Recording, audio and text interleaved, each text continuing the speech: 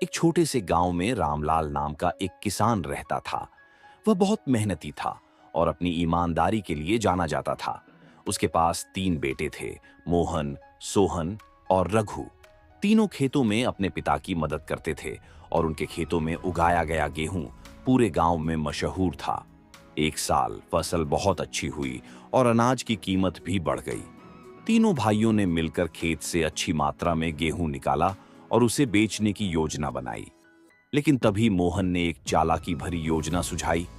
अगर हम अभी सारा गेहूं बेच देंगे तो हमें सामान्य दाम ही मिलेंगे, लेकिन अगर हम इसे गोदाम में छिपा दें और इंतजार करें तो जब बाजार में गेहूं की कमी होगी तब इसे महंगे दामों पर बेचकर अधिक लाभ कमा सकते हैं। सोहन और रघु को यह योजना पहले तो ठीक लगी, लेकिन उनके पिता रामलाल ने समझाया, बेटा, यह गलत है। जरूरतमंद लोगों को अनाज सही कीमत पर मिलना चाहिए।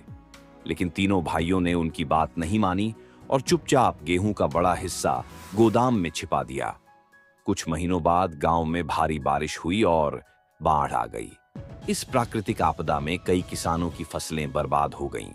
अब मोहन, सोहन और रघु को यकीन हो गया कि उनकी योजना सफल होगी, क्योंकि अब गांव में गेहूं की भारी कमी थी और वे ऊंचे दामों पर इसे बेच सकते थे। जब वे अपने गोदाम को खोलने गए तो उनके होश उड़ गए। अंदर पूरा गेहूं सड़ चुका था।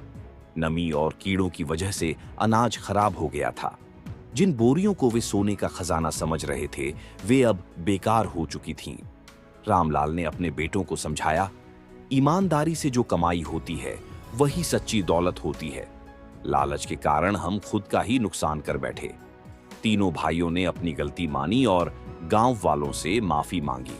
उन्होंने कसम खाई कि आगे से वे कभी अनाज छिपाकर मुनाफाखोरी नहीं करेंगे, बल्कि हमेशा जरूरतमंदों की मदद करेंगे। शिक्षा लालच में पढ़कर किया गया कोई भी गलत काम आखिर में नुकसान ही पहुंचाता है। सच्ची खुशी और समृद्धि ईमानदारी और परोपकार में ही होती है।